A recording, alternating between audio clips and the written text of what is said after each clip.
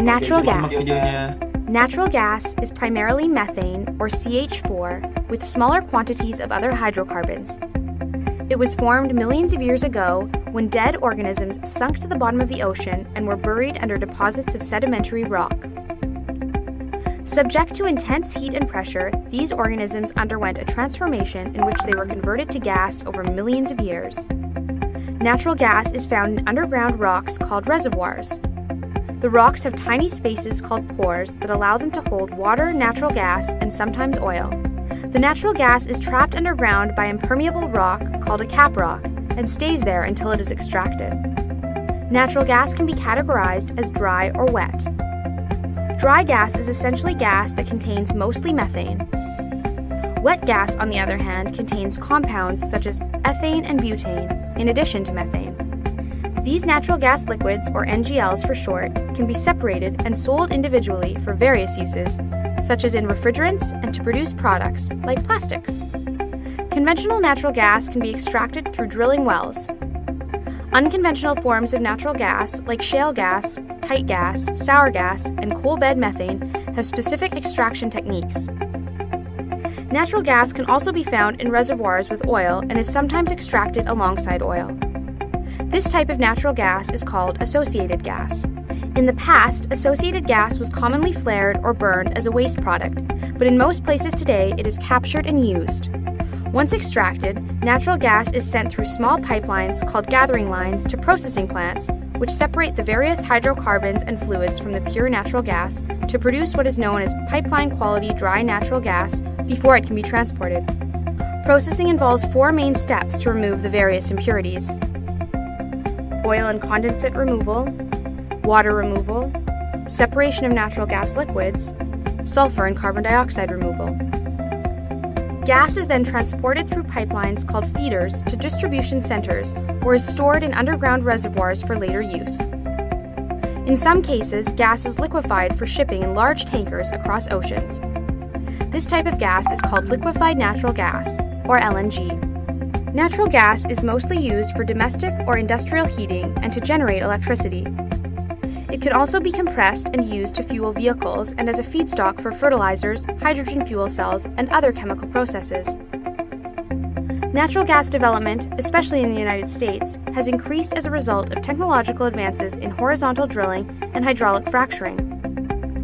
When natural gas is burned, there are fewer greenhouse gas emissions and air pollutants when compared to other fossil fuels. In fact, when used to produce electricity, natural gas emits approximately half the carbon emissions of coal. Despite fewer emissions, natural gas is still a source of CO2. In addition, methane is a potent greenhouse gas itself, having nearly 24 times the impact of CO2. During the extraction and transportation process, natural gas can escape into the atmosphere and contribute to climate change. Natural gas leaks are also dangerous to nearby communities because it is a colorless, odorless, highly toxic, and highly explosive gas. That's natural gas.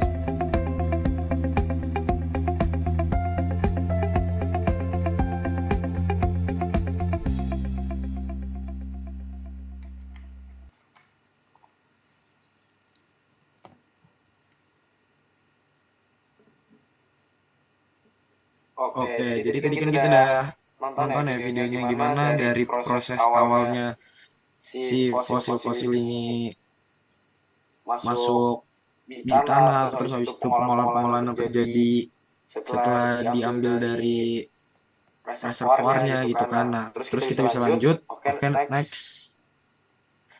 Nah, proses pembentukan gas bumi ini tuh terbagi jadi 3, dari ada penguraian organik, terus pembentukan hidrokarbon, lalu yang terakhir ada migrasi dan akumulasi. Oke, kita bahas satu. Penguraian organik ini itu merupakan penguraian dari sisa-sisa tanaman ataupun hewan yang sudah terkubur di dasar lautan ataupun juga bisa yang berada di dasar daratan, yang kemudian ini akan diuraikan oleh bakteri-bakteri yang ada di bawah tanah, sehingga nanti bisa terbentuklah yang namanya gas bumi ini. Terus yang kedua itu tadi pembentukan hidrokarbon. Pembentukan hidrokarbon ini tuh terjadi ketika panas dan tekanan itu mengubah sisa-sisa tanaman ataupun hewan yang terkubur tadi itu menjadi hidrokarbon gitu. Jadi bedanya kalau misalkan penguraian organik itu diuraikannya oleh bakteri, kalau pembentukan hidrokarbon itu terjadinya ketika panas dan tekanan yang ikut serta dalam proses pembentukan si gas alam ini. Nah, terus proses pembentukan yang ketiganya itu dari migrasi dan akumulasi, yang dimana hal ini tuh terjadi ketika hidrokarbon itu mengalir ke reservoir geologi yang nantinya akan dimanfaatkan dan diambil oleh engineer-engineer yang berada di sana untuk dimanfaatkan dan diolah selanjutnya gitu. Oke, selanjutnya sumber daya dan cadangan yang akan dibawakan oleh teman saya. Baik, selanjutnya adalah sumber daya dan cadangan gas alam. Nah, jadi sumber daya gas alam sendiri yang di dunia itu ada 185,7 triliun meter kubik atau TCF. Nah, negara-negara penghasilnya itu yang terbesar Amerika Serikat, Rusia, dan Qatar.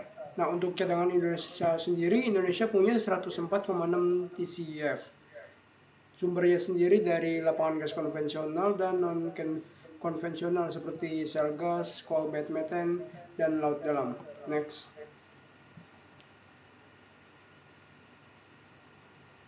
Untuk potensi gas saat ini bisa jadi bahan bakar pembangkit listrik, sebagai industri, sebagai transportasi, serta untuk rumah tangga.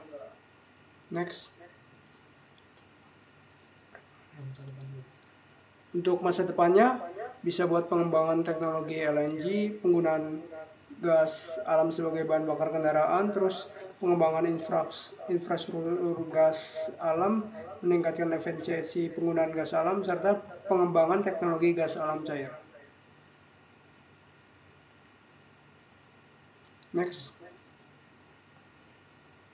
Selanjutnya yaitu ekstraksi gas alam. Nah, prosesnya itu dari eksplorasi, yaitu mencari lokasi potensi gas alam, terus mengekstrak gas alam dari reservoir, terus pengolahan yaitu membersihkan dan memurnikan gas alam, terus transportasi mengangkut gas alam ke konsumen, serta penyimpanan yaitu menyimpan gas alam untuk kebutuhan masa depan. Untuk selanjutnya akan dibawakan oleh teman saya yaitu Rengko. Oke, tadi kita udah bahas tentang pembentukan, terus kemudian kita udah bahas potensi-potensinya. Nah, sekarang kali ini aku akan membahas tentang apa saja risiko dan dampak lingkungan dari gas alam ini sendiri. Ya, yang pertama itu risikonya kebocoran gas. Ya, kebocoran gas ini mengakibatkan kehilangan gas dan polusi. Kemudian ada pencemaran air. Ya, pencemaran air yaitu mengakibatkan kerusakan lingkungan. Nah, kerusakan lingkungan itu sendiri itu juga mengakibatkan kerusakan ekosistem. Kemudian ada lagi risiko gempa bumi yang mana mengakibatkan kerusakan infrastruktur dari proses pengambilan gas alamnya. Kemudian risiko pengelolaan limbah. Kalau pengelolaan limbah yang buruk itu juga mengakibatkan polusi dan kerusakan lingkungan. Oke, boleh next. Kemudian pengelolaan dan konservasi. Ya, yang pertama itu yang harus dilakukan itu mengoptimalkan penggunaan gas alam. Mengoptimalkan penggunaan dan tidak lupa juga untuk mengurangi konsumsi energinya juga. Kemudian meningkatkan efisiensi. Dan itu tujuannya untuk mengurangi emisi gas rumah kaca. Nah, kemudian mengurangi emisi gas rumah kaca akan mengurangi dampaknya ke iklim. Perubahan iklim yang nggak jelas dan tidak teratur juga. Kemudian mengembangkan teknologi yang ramah lingkungan.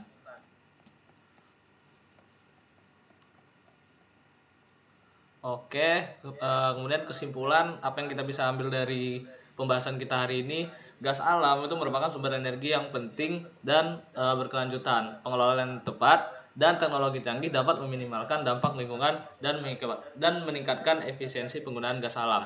Baik, terima kasih. Saya kembalikan ke Rikel.